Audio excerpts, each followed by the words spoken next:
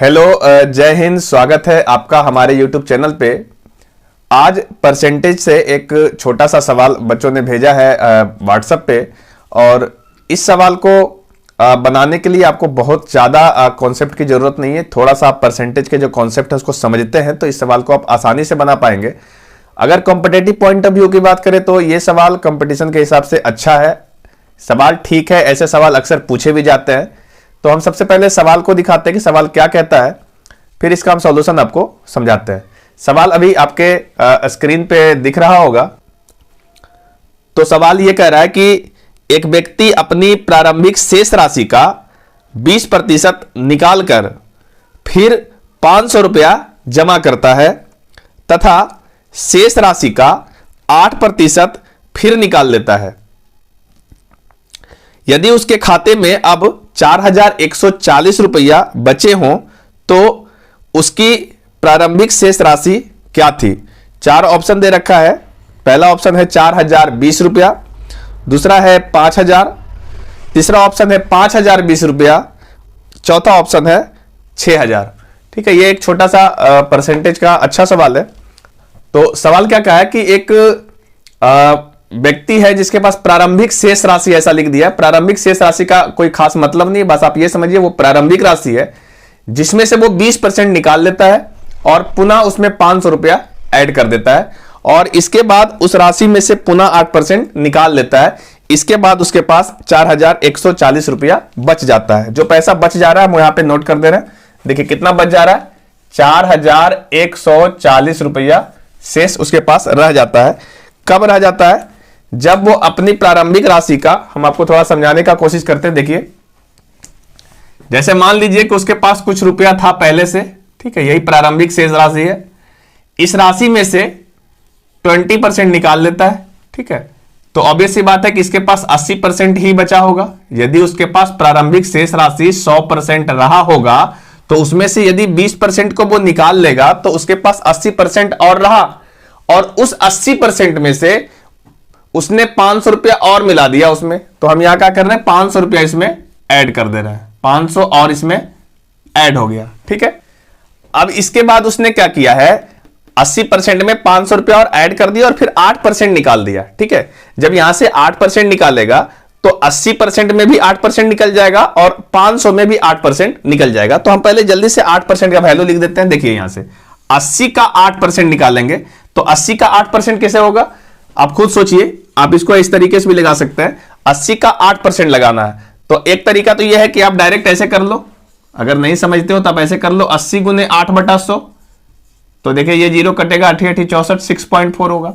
या फिर आप इस तरीके से कर लो कि 80 का जो 10% होगा वो 8 होगा और उसका 1% निकालेंगे तो 0.8 होगा, और उस 0.8 को 1% का वैल्यू है तो 8% लाने के लिए 8 से गुना कर देते हैं तो ये वैल्यू आ जाएगा 6.4%। प्लस यहां से यदि हम 500 में 8% निकाल लेंगे तो देखिए 500 का जो 1% होगा वो 5 होगा, और 8% के लिए ये 8 से गुना हो जाएगा तो 8 5 40 हो जाएगा। क्लियर है। अब हमारे पास ये पैसा निकल चुका है, इधर से 6.4% निकल गया, इधर से 40 निकल चुका है। तो हमारे पास बचा कितना, तो 80 में से 6.4 को हम हटा लेते हैं। क्लियर है। 80 में से जब हम 6.4 को हटाएंगे तो यहां से देखिए 0.6 होगा, ठीक है। तो यहां पे देखिए ये 0 था, इधर से एक पैसा, चलिए यहां पे 9 आ गया, 9 में से 6 गया तो ये वैल्यू आपका 3 बच गया और ये 7 बच गया, अर्थात ये 73.6% आपका बचा हुआ है।